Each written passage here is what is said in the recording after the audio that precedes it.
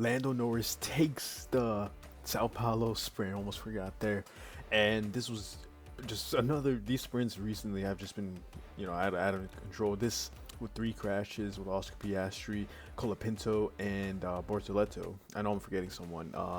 And it's just another one of these sprints where it's huge for Lando. Getting that win of Oscar crashing, that just gives him a 9-point lead coming up to the rest of the race. It's luckily not an actual like Grand Prix, because that would have been a 20 something gap, and that probably could ruin the chance. Not really. Lando catched up to like what, a 30-point lead, something like that. So but it'll just give Lando a huge lead if this happens in an actual race instead of qualifying.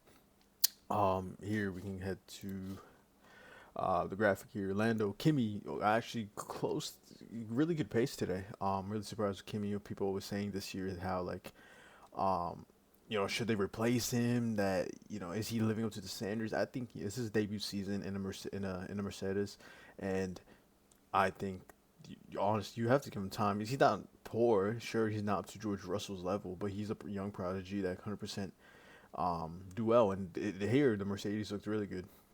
So that was huge for Kimi and George Russell. Max getting up there.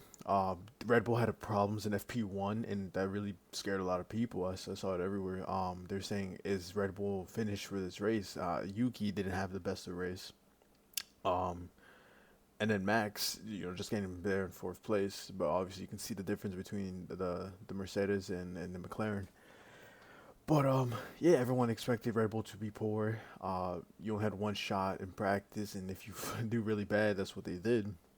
You don't know what's going to really go on during qualifying and the actual race itself.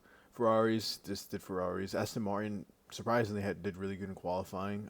It's just Lance had a terrible start, and pretty much after that, most cars are going to stay in the same position where they are.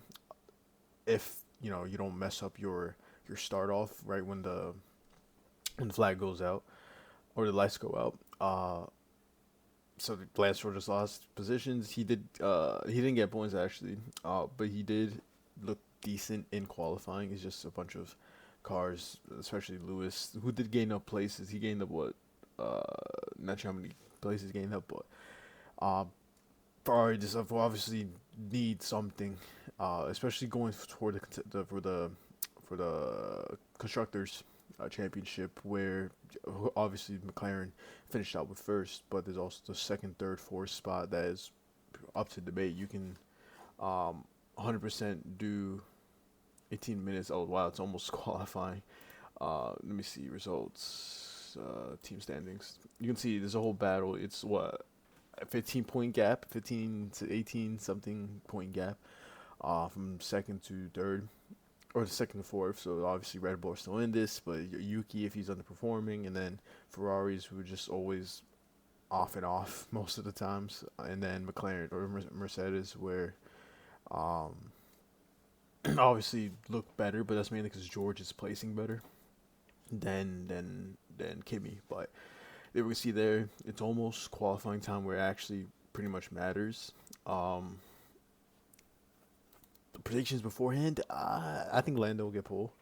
I think Kimi can 100% get into the top 3 and head into the front stands.